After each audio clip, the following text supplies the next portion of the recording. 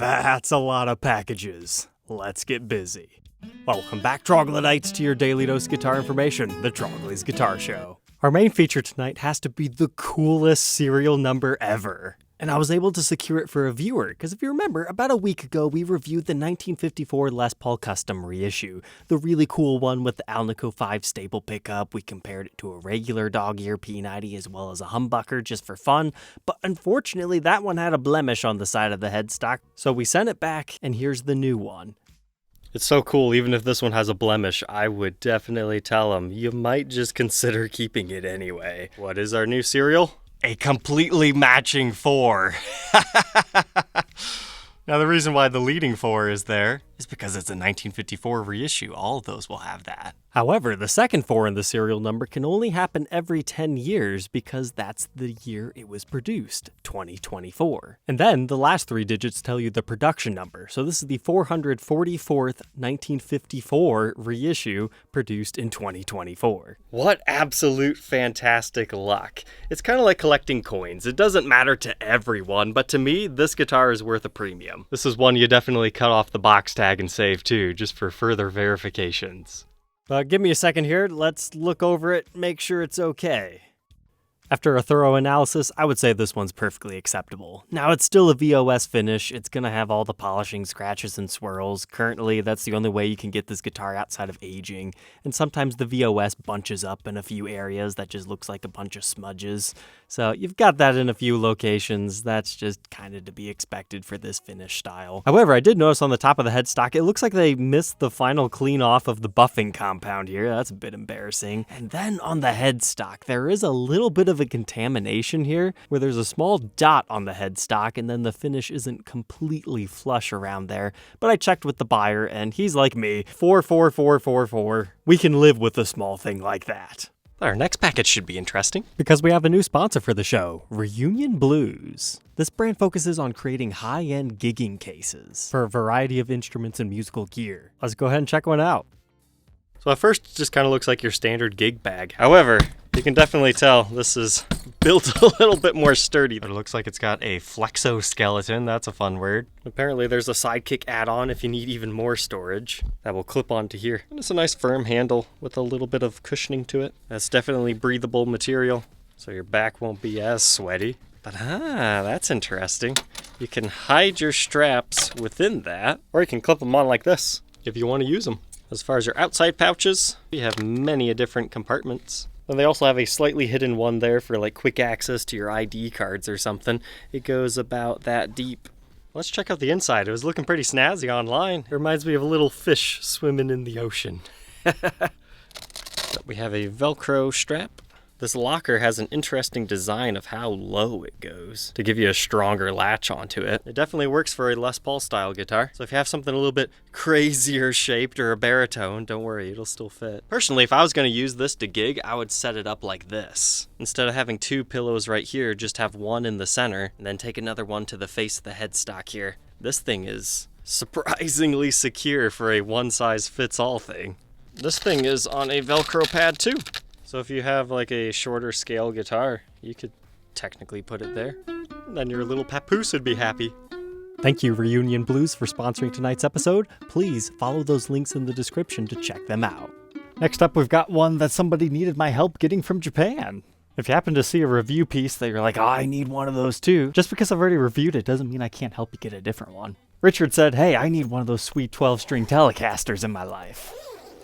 So if you missed the review and demo, you can check it out here, but I thought we should unbox it on the show because the thing with the natural finished one is the wood grain is going to be a little bit different every time. Like last time we had that sad fish guy on the back, but this one, I would say it's got very attractive ash wood grain, maybe a little bit more traditional.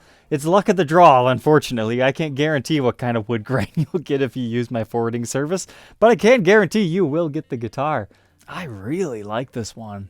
You can even check out the grain on the side. The center piece of wood nearly looks like there was a worm that was boring through certain areas of the wood, but they have kind of like a chatoyant dancing to them, so it's naturally forming, not like an emerald ash borer or something. But a nice dark rosewood board on here. This one feels like the neck is wider. It's either that or I'm used to how skinny that last one was. Sure enough, 1.68 inches. 2.05 at the 12th. But okay, now that I try to play a chord on it, I do feel the smallness. This one even has a little bit of flanged figuring on the neck. Not a lot. But everything looks like it arrived safely, and I'm glad I unboxed it on the show. This is a gorgeous example. The rest of tonight's episode is actually cases. However, these are more so collector's cases rather than plush gigging machines. Can you guess what it is? It's a more modern style case. We're talking within the past couple of years. Got the square latches, this style handle, full-on rectangular Gibson. If you said Explorer or something, no. This is actually a Gibson Theodore case. Imagine finding one of these things for sale separately. Because when he first contacted me, he said, hey, I've got this custom Theodore that I had made. I need a case. Can you help me get one? It's like, that's going to be a hard part to find. Who's going to separate it? But apparently, I think it's like Dave's Guitar Shop. They must have had a damaged batch, and they got replacement cases from Gibson because they have them on their reverb shop for like $95. And this one just had a little bit of a jam right there. Other ones, they had like torn areas down here. So I will be shipping this one off to Australia now. This next one I found at the mysterious Jeff's Music Gear, which if you don't know is just a front for another famous dealer. But I was happy to see this show up because I'm kind of in the market for something like this. Yeah, this is that case I was talking about a couple episodes ago on the ES347. They had listed this on eBay, and I was like, hey, that's not a bad price for that thing at all. So, looks about like an ES335 case, right? Actually, phenomenal condition. I was expecting something much worse. Oh yeah, that's a much tighter fit. However, you might notice something. Why is this case so obnoxiously long? Is it like one of those 335 bases? No, apparently this is a Trini Lopez. Semi-hollow body, like a 335 or 347. However, those have the big old Firebird headstock. So I don't know if this is exactly the final home for this one. But if you're in the market for a Trini Lopez case, I guess you can reach out. This next one was another really lucky eBay find. I actually custom commissioned a guitar to be built for me that was originally destined to be the Thanksgiving special episode this year. I'm not sure it's going to be done in time, but I really wanted one of these triangular Carina-style Flying V cases for it. Because I just think they're really cool. But it's got this hot pink interior. So what on earth could I be trying to put in a 58 style Flying V case? I'll leave that up to your imagination. But I've got this case ready for it when it is. And now the last 7 packages of this episode all came from a single viewer of the show. He reached out to me and said, hey, I've been collecting these cases for the past 10, 15 so years. I'm never going to need them. I want to free up some space. Are you interested? We didn't come to a deal quick enough for all of them, but hey, I still got some really cool cases from the eras that I love. Let's check them out. Our first case is an absolutely gorgeous mid-90s early Gibson Custom Art historic case. Before they moved the logo down here and changed the exterior style, this one's just like leather. It's beautiful, and this was definitely just freshly conditioned. I first fell in love with these style cases because of my love for the snake pit model. These were just made so differently back then, and in my opinion, they're just such a stronger case. I mean, the wood quality, the interior, and one of my favorite features is actually this. Most cases don't actually have hinges right here, it's just the cloth keeping it all together, but this one is actually hinged. But this version of the case only lasted a couple of years. The original 300 run Ace Frehleys have this exact style case, but they have Ace up here. So if you're into history, these cases are really cool. So whenever I see a clean one, I pick it up. But next up, count it, not 1, not 2, not 3, not 4, 5 Gen 2 chainsaw cases. True Generation 1s do not have the back latch. This is the best case Gibson has ever made. They have a great padded handle. Their Achilles heel are their plastic latches, but if you know how to use them properly, generally you don't have issues. And they have a beautiful red interior. There are burst owners out there that choose to store and travel with them in this particular case. But a trick when buying old cases, make sure you lift the compartment lid, and on these, especially check under here. You never know what you might find. Case number 3. Looks like we found a pick. Number 4 had a pick over here. Anything else? Ooh, candy wrapper.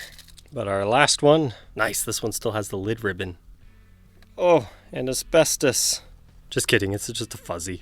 The ultimate prize is to find a 25 50th anniversary belt buckle. Unfortunately, no super prize this time. I think I'm planning to keep 2 of these. The other 3 I'll probably move on. But the last case is just a modern day lift-in reissue style. I think I might need... Whoa. Oh, wow. Okay, so this is a very modern one, because not all of them have the little pink wedge there. I'd guess, what, 2022? Ooh, I'm good. And we got the case keys and silica packet. Well, all right, troglodytes, I hope you enjoyed our case fun today and seeing that really cool serial number. Don't forget to like, comment, and subscribe, and we'll catch you guys tomorrow on the next one. Take care.